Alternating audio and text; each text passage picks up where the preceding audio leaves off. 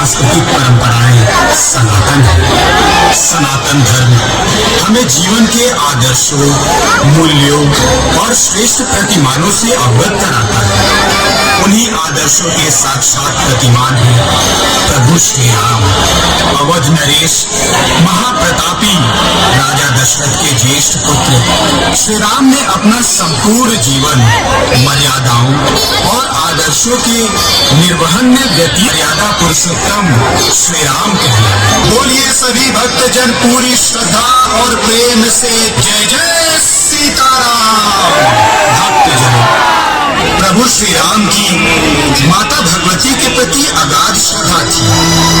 यूं तो प्रभु देवादिदेव भोले शंकर के अनन्य भक्त थे, परंतु माता भगवती के बिना तो भोलेनाथ भी अधूरे हैं। आइए आज हम माता भवानी के प्रति प्रभु श्री राम की अगाध श्रद्धा और समर्पण की एक कथा का रसा स्वागत करते हैं। चक्रवर्ती सम्राट रघुकुल शिरोमणि दशरथ पुत्र भगवान राम ने बाल चारों ओर खुशियों की लहर दौड़ पड़ी। बाल रूप में राम ने अपने भ्राताओं सहित अनेक लोक लुभावन लीलाएं की। परंतु राम का दुर्भाग्य देखिए, जिस दिवस उन्हें अयोध्या के राज सिंहासन पर आसीन होना था, उससे मात्र एक दिन पूर्व उन्हें बेहद त्याग करना पड़ा। शीघ्र ही माता कैकेयी के हठ के कारण श्री राम को पत्नी सीता और भ्राता लक्ष्मण सहित 14 वर्षों के लिए वनवास हेतु रवाना होना पड़ा। वनवास में 14वां वर्ष और भी कष्टकारक। अपनी बहन सुपर्णखा के अपमान से आहत लंका नरेश रावण ने माता सीता का धोखे से अपहरण कर लिया।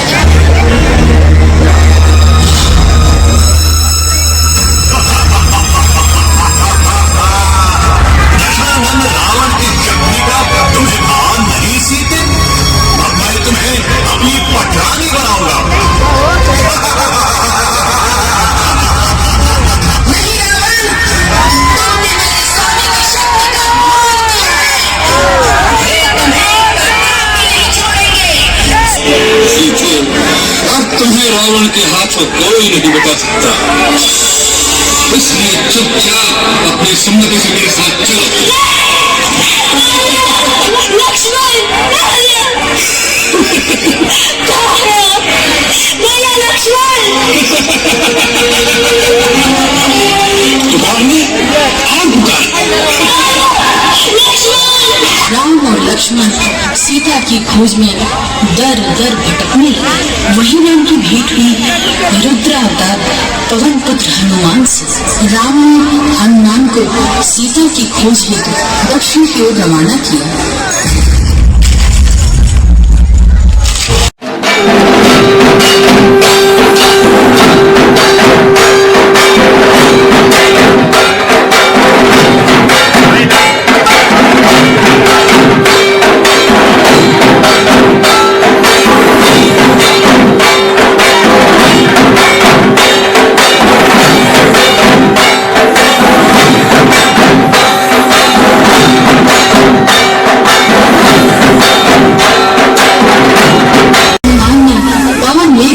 लंका पहुंचकर माता सीता का कुशल क्षेम जाना और फिर लंका नरेश के दरबार में पहुंच गए। लंका नरेश रावण, मैं राम भक्त हनुमान आपके लिए प्रभु श्री राम का संदेश लेकर आया हूँ।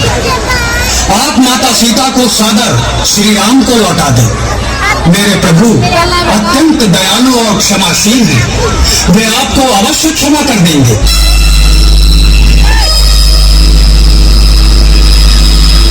मर्खवानर उन वनवासियों का दूत, वह वन की खाक छानने वाला राम, इस त्रिकालदर्शी स्वर्ग पृथ्वी और पाताल का स्वामी रावण को क्षमा दे। तो जाकर उन वनवासियों से कह दे, मैं सीता को वापस नहीं करूंगा। लंकेश, ऐसा विवेकहीन हट तुम्हारे सर्वनाश का कारण बनेगा। माता सीता का अपमान मेरे प्रभु सहन नहीं कर सकेंगे। इसीलिए अभी भी समय है, भगवान श्री राम से समझौता करो, अपना और अपने कुल को विनाश से बचाओ। विनाश? लंका पति रावण का विनाश? अरे मूर्ख वानर, विनाश तो तेरा होगा। सैनिकों, वानर को अपनी पूंछ से अत्यंत प्यार होता है, इसकी पूंछ में आग लगा दो।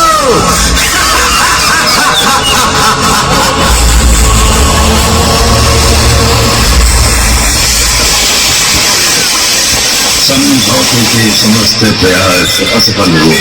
वानरराज सुग्रीव की वानरी सेना रीक्षराज जामवंत, महाबली अंगद और राक्षस कुल के भीषण की सहायता से राम ने लंका पर चढ़ाई करने का निर्णय लिया। घमासान में मां की सलाह पर इंद्र ने राम को चंडी पूजन करने का भार पड़ा।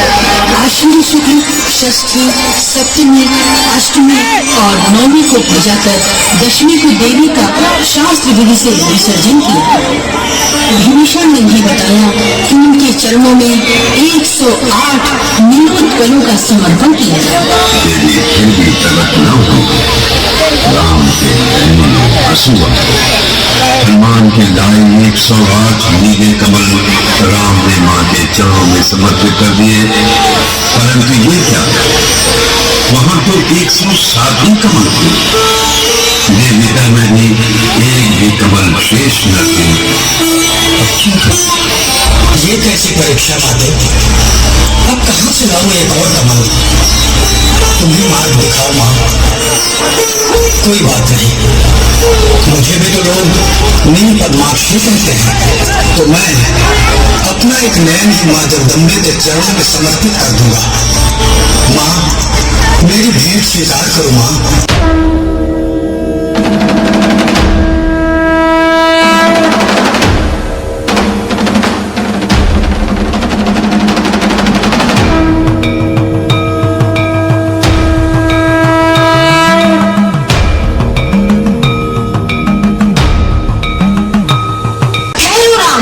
मुझे तुम्हारे नयन नहीं चाहिए। मैं तुम्हारी भक्ति से अत्यंत प्रसन्न हूँ। मेरा आशीष तुम्हारे साथ है। माँ का आशीर्वाद पाकर राम रावण से युद्ध करने चल पड़े। भयंकर युद्ध हुआ।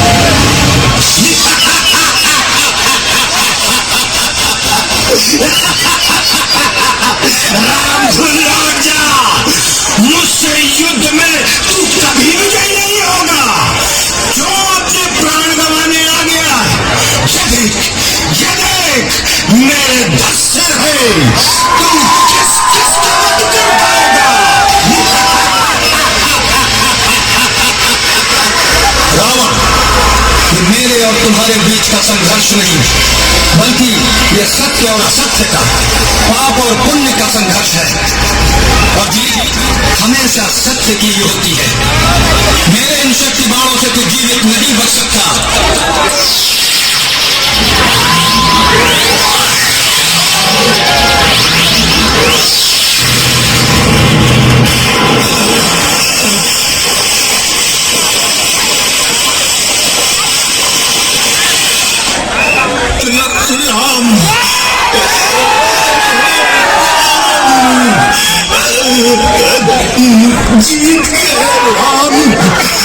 भक्तजन, त्रेता युग की ये कथा हमारे आराध्य प्रभु श्री राम के शौर्य का वर्णन करती है। नमस्कार, मैं योगी आदित्यनाथ आप सभी को शुभ संदेश देना चाहता हूँ कि प्रभु श्री राम का ये निर्माणाधीन मंदिर शीघ्र ही पूर्ण हो जाएगा और वर्ष 2024 के आरंभ में ही इसके दर्शन का लाभ मिल सके। वर्षों तक उन्हें एक सुयोग्य भवन प्राप्त नहीं, उन्हें तिरपाल के बने टेंट में विराजमान रहना पड़ा, जहाँ उनका जन्म हुआ, जहाँ वो पले बढ़े, वहाँ उन्हें टेंट में रहना पड़ा। परंतु सब दिन होत ना एक समान।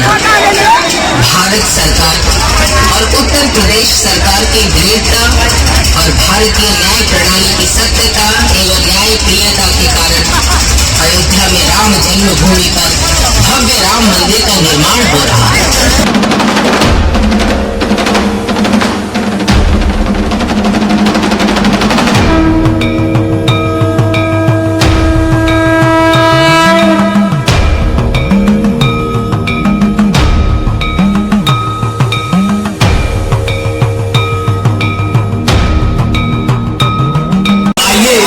हम सब मिलकर प्रभु श्री राम के दाएं मार्ग पर चलने का संकल्प लें और आपसी प्रेम एवं सौहार्द को मजबूत करें। तो आप सभी मेरे साथ एक बार बोलेंगे, जय श्री राम।